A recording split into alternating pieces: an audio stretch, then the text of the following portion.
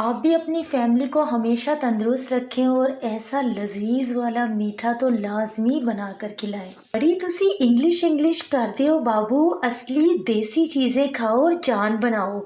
ऐसा लज़ीज़ मीठा है आपको पूरे यूट्यूब पर कहीं नहीं मिलना। आप यकीन माने इस मीठे की खुशबू तूफ़ान की तरह आपके पूरे घर में फैल जाएगी। कलाकंद, रबड़ी, खीर ये भी सब ठीक है, पर इस मीठे को आप बना कर तो देखें, सजा कर तो देखें, खाने वाले सालों नहीं भूलेंगे। अस्सलाम वालेकुम, मैं हूँ किरण और आप देख रहे हैं यूट्यूब चैनल किरण के खाने। बस इसे बनाने में मैंने भी कोई बड़ा तीर नहीं मारा, बल्कि एक यह सेहतमंद मीठा बनकर तैयार हुआ है जिसमें कि कोई केमिकल वगैरह नहीं जाएगा। ये खालिस दूध से तैयार होगा और हमारे यहाँ तो ये सब वो फैमिली में पसंद है। बच्चे भी इसे बहुत शौक से खाते हैं, जिसके लिए आपने नॉर्मल से घर के टी कप के हिसाब से 1 कप लेनी है खशखाश।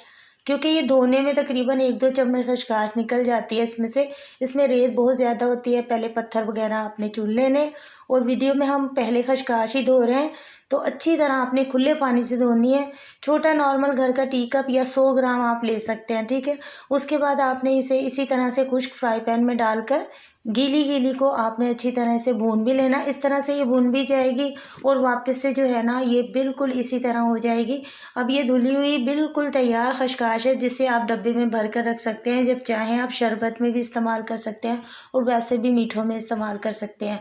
अब इसका इस्तेमाल करने का जो तरीका इस मीठे में वो भी हम आपको बताते हैं। इसी तरह हमने फूल मखानों को, बादाम को थोड़े से यानी मिक्स ड्राई फ्रूट ले लीजिएगा आप, उन्हें आपने इसी तरह रोस्ट कर लेना। अब वापस से उस फ्राई पैन में हमने सिर्फ 1 चम्मच लिया है देसी घी। होगा इस रेसिपी में इस्तेमाल देसी घी, अगर ना हो तो आप घी को बिल्कुल रहने दीजिएगा। इसी तरह से फीके खोए को आपने भून लेना है।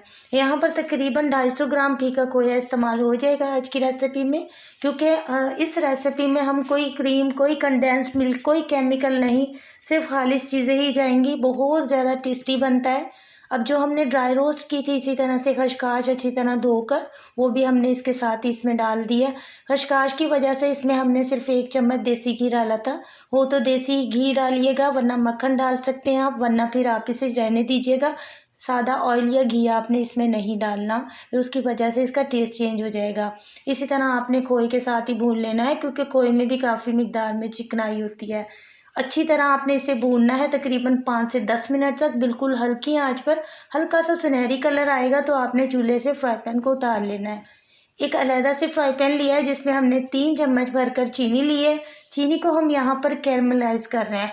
थोड़ा सा इंतज़ार करना पड़ता है, मीडियम सी आंच करके आपने पास ही खड़े रहना है। होगा ये कि चीनी को हम सिर्फ़ और सिर्फ इसलिए कैरमलाइज़ कर रहे हैं क्योंकि अपना जो आज का मीठा बना रहे हैं उसमें थोड़ा सा कलर भी अच्छा आ जाएगा, टेस्ट भी उसका जो है वो ज़बरदस्त हो जाता है। चीनी जैसे ही कैरमलाइज़ हो जाएगी आपने इसमें थोड़ा थोड़ा करके 1/4 कप दूध डालना है।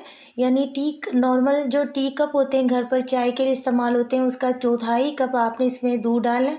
दूध कच्चा या पका हुआ दोनों ही डाल सकते हैं, लेकिन दूध रूम टेम्परेचर होना चाहिए। फ्रिज का रखा हुआ यख ठंडा नहीं आपने इसमें डालना। उसके साथ आपने तकरीबन 5 से 6 अदद यहाँ पर खजूरें ले लेनी है। खजूरों की जो ऊपर वाली पतली सी स्किन होती है वो आपने उतार देनी है, अंदर से गुठली निकाल लेनी है और खजूरें डालकर आपने हल्की आंच पर इसे अच्छी तरह इसमें भूनना है। तो खजूरों का इस तरह पेस्ट बन जाएगा। तो 1/4 कप इसमें दूध लग जाएगा। थोड़ा थोड़ा करके हमने दूध 3 हिस्सों में इसमें इस्तेमाल किया है। अब आ गई इसमें मिल्क पाउडर की बारी। सिर्फ 3 बड़े चम्मच ही जाएंगे इसमें मिल्क पाउडर से। होगा ये कि मिल्क पाउडर से किसी भी मीठे में जब हम मिल्क पाउडर का इस्तेमाल कर लेते हैं, उस मीठे का जो खाने में टेस्ट है वो भी ज़बरदस्त हो जाता है। और इससे जो है इसे 4 लग जाते हैं, क्योंकि इसमें कुछ केमिकल जाने ही नहीं वाला है। तो यहाँ पर ये बिल्कुल तैयार है। ओवर कुक आपने इसे बिल्कुल नहीं करना। उसके बाद आपने एक कढ़ाई लेनी है। सबसे पहले इसमें एक अंडा डाल लें, अंडे को अच्छी तरह फेंट लें। अभी हम यहाँ पर जो है अंडे को फेंट कर तैयार करेंगे। इसे बनाना इस कदर आपको आसान लगेगा, वैसे रेसिपी देखकर आपको लगेगा बहुत मुश्किल काम है। जगह जगह पर अलग अलग चीज़ें तैयार की जा रही हैं, लेकिन यकीन माने इसे जब आप बनाकर खाएंगे आपको वाकई में इसके फ़ायदे तो मिलेंगे, क्योंकि खशखाश के तो बेशुमार फ़ायदे हैं और चीज़ें भी सारी इसमें खालिस इस्तेमाल हुई हैं। अब इसके साथ थोड़ा सा पीस करना इलायची का पाउडर हमने डाला और साथ में पूरा 1 किलो इसमें दूध जाएगा। दूध आपने कच्चा इस्तेमाल करना है, पहले से कड़ा हुआ नहीं इस्तेमाल करना। रूम टेम्परेचर दूध डालिएगा अंडे में, और दूध डालने के बाद जब अंडे में आप दूध मिक्स करते हुए इसे पकाएंगे तो आपने यहाँ पर बीच में चम्मच नहीं छोड़ना। चम्मच उस वक्त तक चलाते रहें जब तक कि ये अच्छी तरह पक नहीं जाता, इसमें एक उबाल नहीं आ जाता। क्योंकि एक उबाल जब तक नहीं आएगा, अगर बीच में आप चम्मच छोड़ेंगे तो अंडा जो है उसके छोटे छोटे पीसेस बन जाएंगे इसमें, तो वो सही से नहीं पकेगा। तो इस तरह जब एक उबाल आएगा, उसके बाद जब हाथ थक जाए तो आप चम्मच छोड़ भी सकते हैं, लेकिन पहले इसे आपने चम्मच को चलाते हुए पकाना है।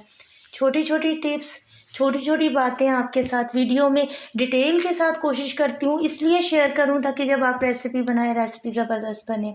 यहाँ पर देखें, खजूर जो चीनी को कैरमलाइज़ किया था और मिल्क पाउडर डालकर जो एक पेस्ट वाला पेड़ा हमारे पास बनकर तैयार हुआ था, वो हमने इसमें डाला है इसे मीठा बनाने के लिए।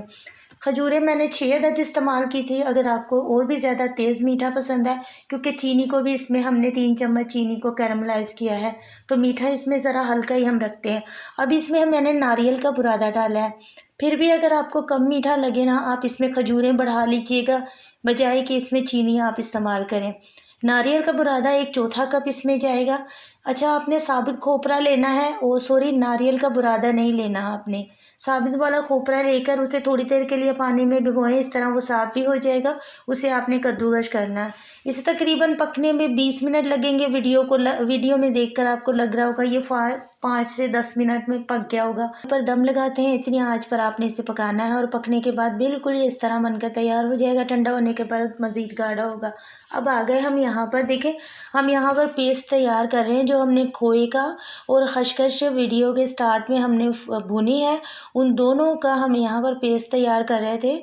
तो वीडियो का ये पार्ट हमसे रह गया था। इसमें एक ब्रेड स्लाइस डाला हमने, थोड़ा सा इसमें दूध डाला है। खोए का जो दाना है वो इसमें से चला जाए, इसलिए खसखस का भी अच्छी तरह से पाउडर बनाना था। तो इस तरह हमने सोचा कि खोए को और खसखस का दोनों का पेस्ट बना लेते हैं, क्योंकि इसमें ब्रेड भी जाएगा। ब्रेड आपने एक ही डालना है, एक से ज़्यादा इसमें नहीं जाएगा। अब ये देखें पेस्ट कितना ज़बरदस्त इसका बनकर तैयार हुआ है। वैसे तो खसखस इतनी अच्छी तरह नहीं पिसती, लेकिन इस तरह से जब आप एक अदद ब्रेड डालेंगे, खोए के साथ भुनी हुई खसखस होगी, वो जल्दी पिस जाती है। तो बाकी वो जो हमने ये पेस्ट तैयार किया था, ये तैयार करने के बाद जो अंडे और दूध को हमने पका कर रखा, उसमें हमने ये डालकर इसे मिक्स करके 1 घंटा रूम में रखा रहने दिया ताकि खूब अच्छी तरह ठंडा हो जाए। उसके बाद जूसर के जग में डालकर आपने इन सारी चीज़ों को ब्लेंड कर लेना है। ब्लेंड करने के बाद हमने आधा जो है वो शिफ्ट कर दिया एक बोल में, और आधा हमने छोटी सी एक प्यारी सी मटके जैसी हमारे पास मट्टी की हांडी थी, उसके अंदर हमने उसे शिफ्ट कर दिया। ड्राई फ्रूट्स तो जितने आपके पास हों आप उसके ऊपर सजा दो। चाहे तो नारियल का जो छोटा छोटा नारियल को कद्दूकस करें और वो भी उसके ऊपर आप सजा सकते हैं। बस ये खाने में जो इसका टेस्ट है ना चीज़ का, वो अच्छा होना चाहिए। मीठे की सिर्फ शक्ल ही अच्छी नहीं आनी चाहिए, बल्कि उसका टेस्ट भी उम्दा होना चाहिए। तो यही वो मीठा है जो हेल्दी भी है, इसमें कोई केमिकल भी नहीं गया, और ये इतना ज़्यादा टेस्टी बनता है। हमारे घर में बुज़ुर्गों को, बच्चों को, सबको पसंद है। अच्छा, ये वही मीठा है जो बच्चे भी इतनी शौक से खाएंगे, उन्हें लगेगा कि हम शाही कोई कुल्फ़ा खा रहे हैं। उम्मीद करती हूँ आपको ज़रूर पसंद आएगी ये रेसिपी। और ये देखें कितना ज़्यादा माशाल्लाह से ये बनकर तैयार हुआ है। तो अगर आपको रेसिपी अच्छी लगे, आप पहले बनाएं, ट्राई करें, खाएं। अच्छी लगे तो एक प्यारा सा कमेंट्स कीजिएगा। Thank you for watching. अल्लाह हाफिज़।